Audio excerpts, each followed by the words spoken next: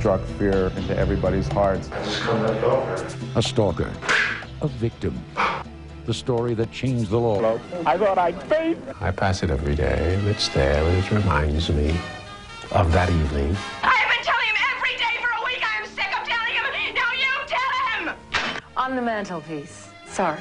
In the bookcase in my library. You are really something, you know that, really. There are focus lights on it, and there's a little soundtrack that plays. We did a high school pre-event for the Oscars, and they wanted me to bring it along for that, and so Oscar move travels around a little bit. They said yesterday it's not for the art, it's for the heart, and I love that. My Oscar is on the piano. Oh my God, it's Melvin.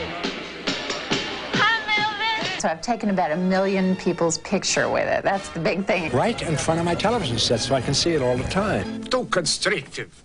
I can't even fold my arms. It's right there, and, you know, doing what it does. It's kind of nice. Mine's in the bedroom. Who is that? Tell you, my name is... Everybody wants to touch him. You know, people go, oh my God, he's heavy, you know, and then they make this piece. They make this piece. Carpenters come and say, can I just, and I say, go ahead. You know, it's amazing. Well, I think I would keep my Oscar on a mantle. It's if I had a fireplace, but I don't have to worry about it. But we will have much more coming up at the 68th Annual Academy Awards, including a walk along the swankiest real estate in the world, Oscar's red carpet. Stay tuned.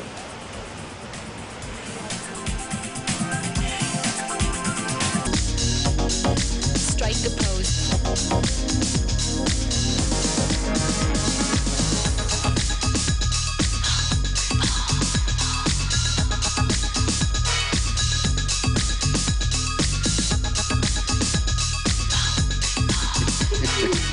We have all that tonight, are you kidding? Good evening, folks, and welcome back, everybody. I'm Tom. The Academy Awards will end in about 2 hours. The simulcast is on the air now from CBS Television and Radio. It is Monday night, the 25th of March, 1996. And to replay our Oscar cast of last year, we've assembled Gene Siskel of Siskel and Ebert, Bonnie Hunt, who is a family member here at CBS with her program Bonnie on Sundays, and David Steinberg, who is a noted comedian and director of a program called Mad About You. We'll be joined along the way by Mark McCune of CBS This Morning, who is down at the Governor's Ball, where all the celebrities will arrive, hopefully during this hour, and entertain us with their thoughts as to how they react to this year's 1996 Academy Awards. You don't get this in your market, probably, but there are local channels in Los Angeles who cover the arrival of the celebrities starting at 4 o'clock Pacific time on Oscar afternoon. Here are some of the questions that were asked of the arriving stars this afternoon. Are you ready? Yeah. Are you excited? No, not at all. What would be your reaction if you won tonight? Oh, utter shame and horror. I mean, jeez. They had two great moments at the show tonight in what was an overly long production, but then again, aren't these things always that way? I thought the appearance of Christopher Reeve was extremely touching and highly emotional. In the wake of his tragic accident last year and the interviews he's done with Barbara Walters and others. And the other moment that truly brought us all to the verge of tears here was the appearance of our pal and former guest Kirk Douglas, who, it was noted in the papers here in Los Angeles over the weekend, sustained what doctors called a mild stroke about 2 weeks ago. And he told the interviewer for the Los Angeles Times that his mind was racing far ahead of his ability to speak. And it was very touching to try and see him keep pace in that race on the Oscar stage tonight. You know, they always wait too long at the Academy Awards. They should have given this to Kirk Douglas 10 years ago. I remember the night they finally honored Mary Pickford. Remember, she was in the Iron Lung at Pickfair, near death, and they finally honored America's sweetheart. Charlie Chaplin, they dragged him in on the verge of death. John Wayne, the Duke, after lung surgery, they finally honored these people. Why do they take so long to honor the true giants of Hollywood and movies at the Academy Awards on this special night of the year? However, the evening was saved by the appearance of Arthur Boom Boom Hiller, president of the Motion Picture Academy, who every year comes out and introduces a film showing those who died the past year. Man, and then the one thing I truly missed tonight was Jack Boom Boom Valenti. I don't believe he was on. It was something missing. And the other oddity, I hope you noticed this, Quincy Jones, who was the executive producer of the year, gave himself a cameo role as a presenter, and guess who he picked as his partner? Sharon Stone. It is good to be executive producer. I'm very upset that Babe didn't win. Finally, did you watch the skating championships on, I believe, ABC on Saturday night, where they had all these young men and women skating around a rink in Edmonton, Alberta, and one of the sponsors, proud sponsors of the World Skating Championships, is Bailey's. Can't you just imagine a couple of teen skaters saying, hey, let's have a few Baileys before we go out there and do a triple Lutz. And Gene Siskel, Bonnie Hunt, David Steinberg, Mark McEwen down at the Academy Ball tonight, and memories of Oscar past. We'll be right back after these messages. Fire up a simultane and watch the Oscar winners as they fly through the air. Thanks for dialing us up, everybody. Estimated 1 billion people worldwide have just finished watching the 88th, or 68th, excuse me.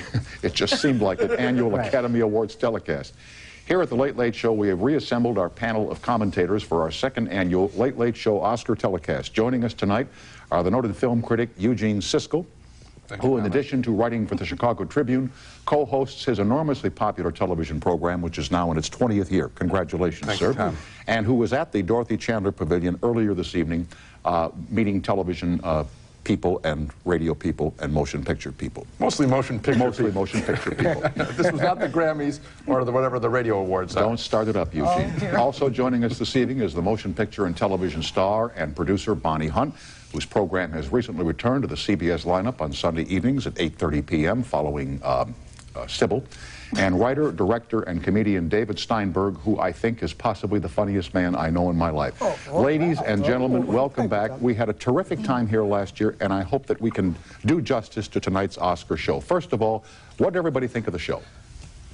I thought it was really great. Very bad for us. It was a great show. There's nothing really to make fun of. So good night, everybody. You're kidding. It was good. No, Whoopi Goldberg was wonderful. She came out with a 6-minute monologue. Every single joke worked. They used Oprah Winfrey at the beginning. Smart. Everyone, we said it last year. Tell us who's there. What are they wearing? Who are they with?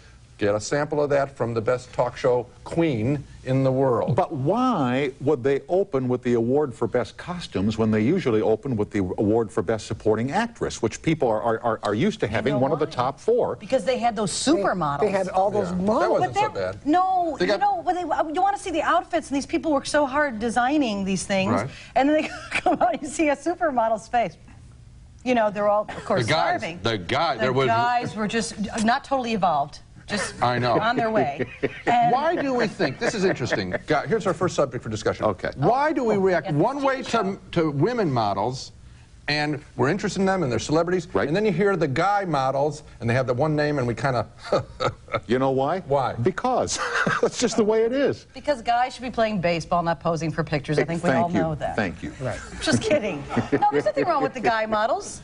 Did they have the prettier than me? Did they? Okay. Okay, thank you. You're right. Acting is feminine, male and female.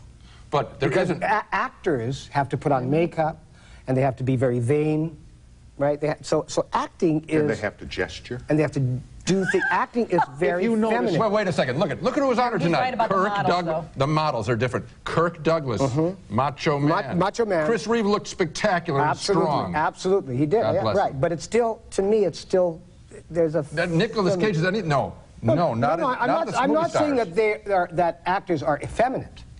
I'm just saying that acting as a craft is on the feminine side. What? Effeminate. I always feel like I'm at home with my brothers. See, I read. Okay. What about, does the Academy wait too long to honor the giants of the past who are approaching old age? In case in point tonight, Kirk Douglas. Couldn't he have received this 5 years ago? Well, but then you'd have to go back to who they gave it to 5 years ago, and you'd be asking that. So, I mean... But as I pointed out, remember Mary Pickford? She was in the Iron Lung, for heaven's sake. Right. They dragged Charlie Chaplin over from London. Right. Why are you smiling, Stein? Well, I know Iron Lung just makes me smile. I don't know why. It just does. Iron Lung is isn't Iron Lung funny? The way you say Iron. Iron, one of the Canadians. I know. I know. It's funny. It's funny. I mean, Mary Pickford, she's not still in the Iron Lung, is she? No, she's not. So I can say whatever I want about. Of course not. She left. But to a far worse place, I might add. A person in the Iron Lung is funny. I'm just telling you, it's funny. Because when you're talking to a person in the Iron Lung, original poster boy for Easter seals. It's a barrel full of laughs, yeah. But anyway, so you think that we should have wheeled her out on the Iron Lung? No, I think we should have honored Mary Pickford before she got that old. And the same with John Wayne. I mean, they waited till after. I love tributes in the middle of someone's career that stimulate them and almost embarrass them, like Spielberg, for example, getting the Thalberg Award. Now, you know, he's sort of humbled by it and says, all right, now what's my second act going to be? So your point is well taken. Yes, it makes Thank it you, probably Eugene. more You're welcome, Thomas. Really, by the way, have any of you ever hosted, did you ever host an award show, David? I think I did, yeah. I think I hosted, no, I don't. Yes, I did. I hosted. Now make up your mind. No, I did. Quickly. I must have been very good. I can't remember. No, I hosted roasts. They're not the same thing, are they? The Friars? No. Friars, right. No, congratulations. That wasn't the Friars Club. No. You condescend to comedians, are you, Gene? No, I love comedians. It's the toughest act there is in show business. Bonnie, didn't you host a local Chicago show? Yes, Tom and I are doing our own show. Yes, I hosted the Chicago Film Critics Awards. Really? Mm-hmm. So did I. Not the Chicago. Remember, I hosted an event and you were there with and you Roger. Were there. It was a Chicago event. Everywhere with Roger. You were so complimentary to me afterwards. Much different than you were. Well, you know, last Gene, year's after show. those awards. And Roger and I host a show every year called If We Pick the Winners, who we would vote for. And as a matter of fact, that show played on Channel 7 here locally last night, and you had you had said Braveheart will win, but Babe should win. I wish Braveheart would win. Actually, Tom, you're being very generous. Braveheart. That's the secret Showgirls. That's with Claudia Schiffer. Haven't you seen? You didn't see that? Braveheart. Braveheart, the Scottish pig with the little kilt on. Yeah. And as long as there aren't any male pigs with kilts on, because they look effeminate. There's plenty of them. No, I love Braveheart. Really, it's one of my favorites. Really, I love Braveheart. Is a great name for it. It is a picture. I loved Babe. That's the one I would have voted for. I really loved that movie. That's the one for the ages. That could be a Wizard of Oz. That could last for many, many generations. Do you know, my niece is only 4 years old, and I was on the phone with her today, and she said, "And they're going in Anatomy Awards." You know, Anatomy Awards, of course, which they are sometimes. And I said, yes, you know, we're going to be doing a thing on TV, and you can see it tonight if Mom lets you stay up really late, because they'll let her take a nap and get up to see Aunt Bonnie. And she said, oh, I hope Babe wins. And I thought, that's so cute. Here's a 4-year-old. Sure. Hoping her little buddy Babe wins. But it's funny, backstage here, all the support people and makeup and the crew, everybody was cheering for Babe on this set tonight. I think what you said applies. This may well last a long, long, long time, and it's such a total departure. I mean, if somebody had come to you and said, we're going to make a picture about a pig that rounds up sheep. You say Saturday morning television, do it animated. That's what you say with a project like that. And they came up, the boldness of this. They were in development on technical work in 1991. 5 years ago, they were working on getting the techniques right. And when they got them right, then they could make the picture. This is a 7-year project. George Miller, who made the Road Warrior pictures, produced this fantastic job. Fantastic. I wish it had won. Well, in the hearts of many people, it did. Anyway, we are with Gene Siskel tonight and Bonnie Hunt and David Steinberg, and soon to be joined by Mark McEwen of CBS News, live at the actual big-time party downtown where all the stars are just lined up to come on this show. We will continue with all of you on the toll-free highway after these messages, so hurry back. Thanks, folks.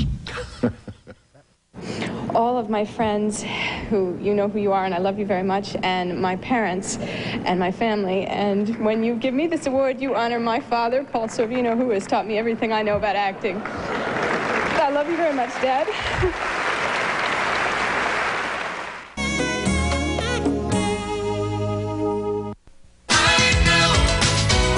After she got her award, she says, it didn't surprise me, she says, my whole family cries all the time.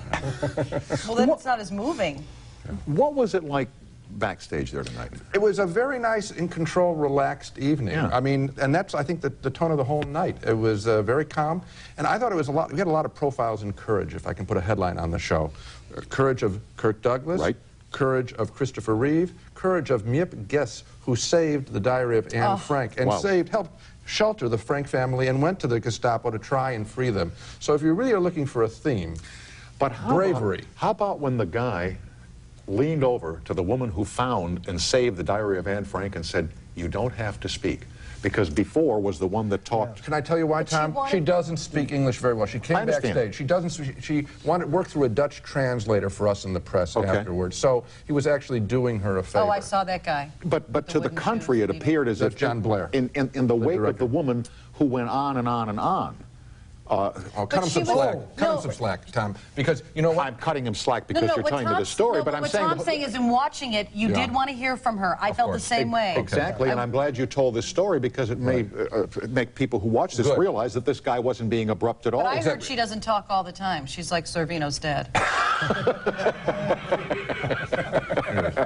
You're a sick one. Yeah, there's certain subjects, Bonnie, you don't try. No, that's not... I'm just kidding. I'm just doing that. Tom, did you not like the show? Hysterical. Did you not like the show? Did you think it was a dull show? I thought the show was too long, and I'll tell you, I was bothered by the number of production numbers. We don't go to movies that have production numbers because we don't like to watch them anymore, so why inflict them on the audience when they do the television program on Academy Awards But night? there was some great... Stomp was a terrific number. I've never seen a number quite that good. The audience really loved that. Stomp was fabulous. I mean, this is a reversal of roles for us, isn't it? No, not at all. Something. This is where we started last year with you three. When I said I thought it was a wonderful show, and you said it was a bomb. Exactly correct. And it was. And no, it was. I thought last year. You know, it's a good thing that you and I aren't with the thumbs every week because there would never be where there would be two. No, but there'd be mutual respect. There's always respect for you, Eugene. You understand. I understand that. I thought really that there were lots of fine touches. And for example, when we, even on a small matter, the technical awards, the guy who invented that thing that you jump on and I don't know what it is. Trampoline? Where you throw a human... That's it. Yeah. I got to get one for my kids. You know where I can get a good one? This is where you throw a stuntman, right? It's where you throw a human into the air for 35 feet. Like jet and they claim that he could land without hurting himself. Do you believe that for a second? You know, I like that. They showed it. Air, they never showed him landing. Even then, when they showed that guy who did it, they showed him in the air, and then they cut before he landed. So we're supposed to assume that this guy didn't land on his ass and hurt himself badly. They took him to the hospital after he landed. Of course, there are no Jewish stuntmen. They're smarter than that. Jews didn't do that. That's right. Right. And I resent giving this award. I resent this pig. You know, when Jesse Jackson makes such a thing... I'm right here, David. I know, no. When Jesse Jackson makes such a thing about this sort of black-white issue, how do the Jewish people feel giving a starring role to a pig? I find it so offensive. You know, pigs. And how do Muslims feel about this? Well, may I give you some hope on pig? They've invented refrigeration. Well, you think it's because we think that they're unclean? Well, no, but in the old days, if you ate pork before refrigeration, you would get trichinosis. No, that isn't the reason at all. It's because pork makes you stupid. And it has nothing to do with refrigeration. Have you eaten some? Tom's the one that's always wrong about the show. No, Tom's the one that's always different about the show. Not necessarily wrong now, Eugene. There are differing points of view. Like the show, like the show, like the show. Hated the show. Really? Oh, not hated. Not hated, disliked. Thought it was a little long. Tom, it's going to be long. It's going to be 3.5 hours every single year. So it's what's in the show, not the length of the show. Well, that's what all you guys say. I can't hang around with you guys. It is. It's a nightmare. You know, they're so nice on the air. Yes, it is. This is the Shirley MacLaine role, and we're the Rat Pack. You know? Yeah. That's right. You know, I want to tell you, you haven't deviated at all from your focus of last year. You're right I was a very nice girl. Don't, Tom. My ma's watching. Well. Said all the guys say it is the length. Is that what this was? No. See, now. I just want to remember. I beat behind. I just have. It's the length, is what you say. It's the pork, honey. It's the pork. Where's the pork? I'll tell you one thing. Braveheart. Who cares if it won? Let's get to the real. That's the depressing part, isn't it? That Braveheart. Yes, it is. You don't. Braveheart isn't the kind of picture that you rally to. And You're in right. past years, it wasn't that movie. I loved anticlimactic. It. It's you would rally to a Schindler's List, right? Well, I would have gone for a Babe. You would have seen that house explode if Babe had won. They probably would have had James Cromwell, the farmer, come up on stage and dance the jig like he danced in the movies. It would have been a very emotional thing. Braveheart, it was a nice, safe choice. Safe. No, but Braveheart was a remarkable movie for Mel Gibson to direct. I mean, no question about it. Remarkable. To move that kind of men in material, as they say in the Army, was a terrific achievement, and it was a good achievement in directing. But I'm telling you, this isn't the picture that people are going to be renting, year after year after year. It certainly won't be the Christmas show of the month on any of the major networks. Okay, here's Joanna on the toll-free in Chicago. Hello. Hi. Hi, Tom. How you doing? I'm fine, thank you. Now, what did you think of tonight's show, Joanna? I thought it was pretty good, actually. I have a... That's a conspiracy. Well, I always watch the Oscars. It's always good. We all do. It's one of our annual rites of passage. Definitely. My question is for Gene, and actually, I think you just answered my question. I wanted to know, since you didn't predict Braveheart as Best Picture, even though you just said you didn't care much, did you think that, you know, it was worthy of, you know, you said that it wasn't worthy of an Oscar, but it obviously was, you know, did you think it was a tiebreaker because you wanted Apollo 13? Yeah, you know, I think if they released the ballots, which I would love to see them do, then I think you'd find out it was a very close vote. That's right. Wouldn't that? But they would never risk embarrassing the one that gets the lowest total in history, you know, 6. I know, but that's a good idea. Oh, we would love that. I mean, trivia things, the most ballots, the biggest domination, all that stuff. Wouldn't that be great if they let those out, though? Someday they will. Someday somebody will go in there and say, hey, let's release the ballots. You know, 100 years from now. Oh, that would be good. And we should know who votes for what. Like the Kennedy papers. Well, for example, is the voting really based upon the quality of the work? Please. Uh-oh. Never. Or not never, but rarely. How do you know this? Well, I've interviewed people. I mean, Henry Fonda, for example, told me that he had his wife Shirley fill out his ballot. Because I asked him, he voted for Jane for Julia. Julia, 1977, I think. And he said, Shirley fills out. And he says, and Jim Garner's wife fills out his. Really? Yeah, they made the front page of Variety. So that's 2. That's 2. Clint Eastwood was always solicited as he walked through the Warner lot, he told me, saying, Clint, what are you voting for? Up to 3. Okay. But this is just people that I talk to. Yeah, but isn't multiply it. Their wife probably knows what they... They haven't seen the pictures. Oh, well, that's not good. You are a member, no doubt, of the Directors Guild of America. Yes, I am. Would you reveal who you voted for? Sure. Who did you vote for this year? I didn't vote. But ask me anything else. Why not? Is Joanna still on the line? Sure she is. Oh, wow. For the duration. What, Joanna?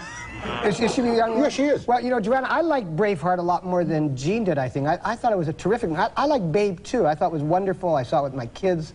I loved it. They loved it. But I also took my kids to see Braveheart. You know, and I have an 11-year-old who I took to see Braveheart because I thought it was just... connection here? No, your connection's fine. Okay. Joanna, what was your best picture of the year? Of all the pictures you saw, which one did you like the best? Nominated or not nominated? It doesn't make any difference. Well, actually, nominated, I would say Apollo 13. Okay. Unnominated, I don't know. That's a tough one. Did you see Dead Man Walking or Leaving Las Vegas? No, you know, I didn't. I haven't gone to see those yet.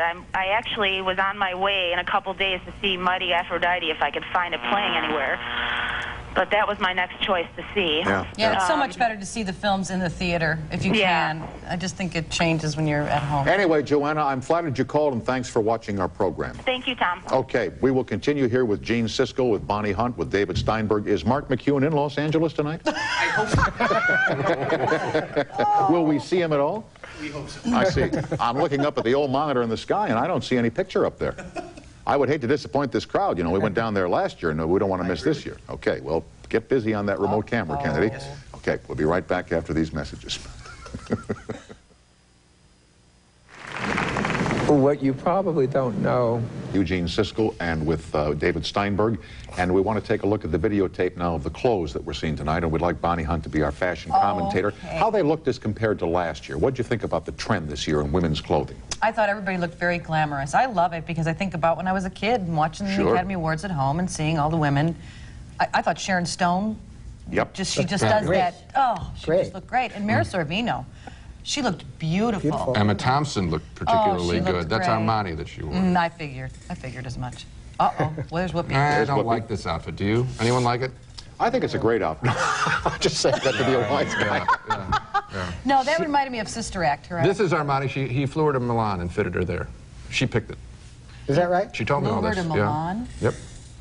And there's Gwyneth Paltrow. Somebody please give me a cookie, a sandwich, something. I'm starving. You think they're all starving? Well, they are. Oh, no, hello. She's not starving. Jeez, I'll tell you. Who is that? Where's that? We don't know. I don't think it matters. Her name doesn't matter to you, gentlemen. Does? Oh, there. Now somebody went crazy with a magic marker on her. That's terrible. The graffiti in this town, it's unbelievable. You're not safe. If you oh, I know who that is. She's a goddess. Gorgeous. This is the woman from Il Postino. She was in Chicago, remember, Gene? Yes. Spectacular in person, too. Love this person. That was a nice movie. Now, she did her It whole sure dress was. with the bedazzler. You know that thing you order late at night? I saw her working on it backstage. Amazing. And look at this glamour. Is this great? She's great. I love her. I love her so much style. And look at, she's a little sweetheart. But The please, dress again, is the same color of as her skin, and so it doesn't stand out. Yeah, exactly, exactly. Well, but a nice haircut. wish I could not stand out that much. How about the speeches tonight, the acceptance speeches? Anything? Well, you know what I miss? I miss when they let people drone on. You know, I really do. I love the show tonight, but if I have one fault, if I would fault it in any way, is that it started off as if we can't stop for anything. And I like when they, you know, so what? So it goes long, and someone's a little embarrassing, and someone's a little bit too emotional. What I don't like is it's getting a little too organized and too controlled. Completely agree with that. If I were running the show, I would tell them for the last four people, the four four actors, and they know who's going to win. That's right. Clearly going to be Susan Sarandon, clearly Nicolas Cage. It was going to be either Joan Allen or Mira Sorvino. So you say to the people, look, we're giving you as much time as you feel necessary. Do your best. This is your night. Go for it. You knew Mel Gibson was going to win for director. Take as much time as you want and see what they come up with. Yeah. If they embarrass themselves, you know, when they do the Oscar highlights, they have a videotape. Oh, those are always the best moments. What's on the tape? The acceptance speeches. And the weird stuff. Yeah. Right. Not the perfect little, but the Sally Field. What are we all going to go home and watch tonight? Because I taped the awards because I got to see it off and on here with pre-production and everything, but I'm going to go home and look for all the little bits and pieces that you mentioned here. How about the night, what did they call them when they ran naked? The streaker. When David Niven was hosting? They run naked Easter at my house. Your mom must have had her hands full with you. I'll tell you something. The funniest woman on the planet Earth. He's the funniest man. Yeah. This is the funniest woman. No question about it. No question about it. No, I remember the streaker. You remember that, and you remember the night that... Sasheen Littlefeather for Marlon Brando. Sasheen Littlefeather. George C. Scott didn't show up to get the award for Patton. That's the stuff we all talk about, not, as you say, this... So David is quite right. Let it play a little. But I love this show, and Jeff Margolis was the director tonight, and he averted a disaster when he let the first woman in the short subject, the Holocaust short subject, the Holocaust survivor, the band started to play. That's right. Oh, it would have been a tragedy. Yeah. And Jeff Margolis did not cut away. He came back to her. He came back to her and let her speak, and she delivered a beautiful speech talking about coming home tonight and realizing that you're a winner if you're free in this world. And that's why I brought up the one who was said you don't have to talk, because I thought, geez, what if she's got a great speech to make as well and we don't get to hear it? That's how because it was right after that. And she would have in Dutch. Well, some of our audience would have understood. And you know what? I would have, and just to be true to what David's saying, if she would have talked and had it translated, would have been beautiful too. I agree. Just let it go. Let them go. Yeah. The big guys let them go. Yeah, everything has gotten so if all of them knew that we are allowed to go up there and do shtick or thank our moms or cry or tell a joke. Remember Five-ish Finkel when he won the for Best Supporting Actor for Picket Fences? When he came up there and he did 5 minutes of shtick from the Borscht Belt. It was wonderful television. Don't let the documentary filmmakers do it. Let the actors do it. They know how to do it. Tom Hanks delivers great speeches. Yeah. Remember last year? Huh? And the year before? Yep, exactly. But everything is too controlled. You know, if you watch the Today Show or the morning shows, if they have a great guest with a good piece of information, they stop him and go to the next subject. I know they do. Because why it's too not? bland. People are afraid. It's just an hour show. Because Let less it go and less on. people with personalities are getting hired because it makes networks feel like they can't have control over I know, them. but I'm talking about a good piece of information. David is that right again. I'm on one of those morning shows, CBS This Morning, and I know that a lot of people... You're funny. He's right. And they don't. The anchors tell me, Harry Smith, Paul is on, they say, well, they hate that they always have to say, we only have 30 seconds. I know. They seem to say that in every interview. Well, don't do it. Don't do that. Go another segment if someone's interesting.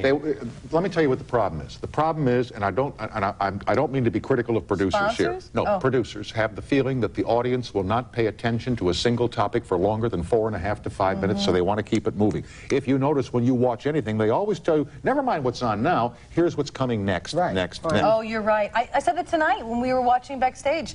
Every time credits roll now, you can't even have a 2-minute credit segment without them selling the next thing that's coming up. They're so panicked. Have you ever been to the Oscar show? No. I have. I hope to bring my mom sometime. You have? I mean, you're a movie star. Would you mind bringing my mother sometime? I'd love to. But you're a movie star. You should go to those. I know, I just... If you were a nominee, would you go? Yeah. Oh, gosh, yeah, I would be thrilled and honored. Yeah, it's something that's, you know, it's show business. It's the movies. Here's your chance to pitch for a ticket for next year. Go right in. Go into the camera. Please, I went on national television to get a date for the prom, and this is just bringing back so many No, they memories. didn't invite you. My God, you made Jumanji, which was a big box What's your office next hit. studio that you're working for? TriStar, it's my third Go film. right into the camera and say, who runs that? John Feldheimer, Jeff Zagansky. They should let you go. Of course, these are all nice people. Absolutely. Jeff Zagansky, will you give her a couple of tickets? Zagansky doesn't do the movies at TriStar. He's I don't in know. television, isn't he? I don't know. Yes. We are he's in with movies David and Steinberg, Gene Siskel, and Bonnie Hunt. We'll be right back. Can you sing with all the voices? Boss Tux, because I was voted the worst dressed man in People magazine, and in fact companies like Dolce & Gabbana were going to put me in clothes, but when they saw that, they didn't give the clothes to me. And Hugo Boss sent me 5 free suits, and I said, well, these guys, I gotta just go down the line with these guys. I mean, that's great. So I wore the tux. By the way, Susan Sarandon, Best Actress. Congratulations. So everybody asks you this, but I have to ask you, when they say your name, and you've been there 5 times when they haven't, now they've said it, what went through your mind? Panic, complete. They've given our generation... Get your hands off that girl. I love her. I love her, too. Chicagoan, the best. I just want to get an invite to the Academy Award. I'll take you, but I mean, I'm married 16 just years. did. Oh, that wow, felt that good. was a great interview. Yeah. That one with Nicolas Cage. Oh, dear. What happened? Are you this funny in real life? What is this? Are we on TV? Of course not. Holy. This never leaves the building here. It just goes to a tape machine and it's blown away the next morning. What do you want to get into here? I got 2 or 3 minutes. Kirk Douglas. All right, fine. Kirk Douglas. Your reaction when you saw him on stage? First of all, bravo, you know, for the movie making. Secondly, a little bit sad that he had the stroke and that he couldn't talk as well as he might have liked to. But by God, how great to see him get out there and make the effort. And to see his sons there applauding him. That was that wonderful. There was a lot of crying on this show. You Mrs. bet. Douglas and Douglas. Maybe everybody in the movie business cries. Well, you know what? All the time. At least there was some emotion on the There show. was It a wasn't lot pro tonight. forma. And it was so naturally there. It Yes. wasn't like people trying to be dramatic about it. But it was there throughout the show. It just seemed, it was really sweet. Whoopi Goldberg and I believe Whoopi Goldberg mentioning Jesse Jackson, and somebody else mentioned Jesse Jackson. Well, she took him on. Yes, she did. And I thought that was very bold because, you know, there can be a feeling of not wanting to step out. And she said she wasn't going to wear the ribbon. Right. A lot of pressure on you. Is there really? To wear that ribbon? Oh, yeah. sure. Oh, sure. To fall in line? Of course. Nobody had that. Remember, I don't Whoopi think I saw Goldberg one. has... Did you see any ribbons? There was a ribbon. Quincy Jones had a ribbon on, didn't he? Yeah, but it was a Rainbow Coalition ribbon. That's right. Well, that's the ribbon that Jesse Jackson would have liked to have worn. I understand. Oprah Winfrey did not wear a ribbon opening the show. And there is a lot of pressure. And let me tell you, these people have commercial careers, as you know, and let's get right down to it. Black moviegoers are a big part of the movie-going population. No question about it. Up to 20% or something like that. Tremendous figure. If she alienates them, you know, she could lose her $8 to $12 million salary that she gets. So, you know, whether you agree with her or don't agree with her, I think she was saying the timing isn't right tonight. Right, I think people are smart enough to make their own decisions. If they want to go to a movie, they're going to go to a movie. They're not going to blame the Academy for this. I mean, It's not like the African-American community was ignored in tonight's Oscar celebration. That, of course, wasn't the point of Jesse Jackson's Of course protest. it wasn't, but Denzel Washington didn't make a film in 1995. Yes, he did. He did? Yeah. Other than that. Other than that. Slight detail, Gene. Yeah. Who made the Ross Perot joke? That said he was out front protesting that Wacky Millionaires had not been nominated. Devil in a Blue Dress is the name of the film, and Don Cheadle, a lot of people thought might have got a nomination. Well, Don Cheadle was fabulous in that movie. Yes, he was. But you know, when Roger was here, he talked about the time he made the thing about everybody makes mistakes. He apologized. That was very sweet on your show to do that. No problem. What was it? I don't know. Oh, it was a dumb thing. He Do you have tried to bigger tell a glasses joke. of water? You know, let's talk about Bonnie. Roger made a mistake in a speech, in an accepted speech, and it was embarrassing, and he apologized on your show. And that was very nice, because you were made uncomfortable by it sitting in the audience. Yes, I was. Yeah, and so you held his feet to the fire, and he pleaded guilty, and I don't know what you guys are talking about. It's just a little If you're a loyal viewer of this great television show, you know exactly what we're talking about. Because I don't miss it a single night. Tell what he said to you when you saw him in Chicago talking about the appearance here last year. Oh, did I tell you that? Yeah. No, I'll tell you first of all, I got a call from David Steinberg on my answering machine saying, how can we get rid of Gene Siskel? Right. Then I see Gene in Chicago on the street and he says, how do we get rid of David? Because David... Then the two of them write me a letter saying, is there any way Tom has to be there? And we're going to go to work on that right after tonight's program. See who's left. Yeah. Thank you all, and I hope that you'll join us again next year, same time, same and station. if we hate the show, we'll be so much funnier, really. Okay. Now, we're okay to back after these messages. But do you still like the show?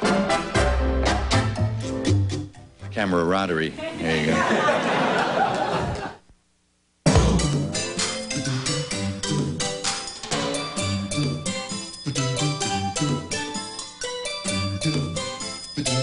Hi, I'm Jack Hanna. Join me on Zoo Life to learn more about the animals of the world. Have you ever had a cuss on your head? It's funny. It's full of fascinating facts.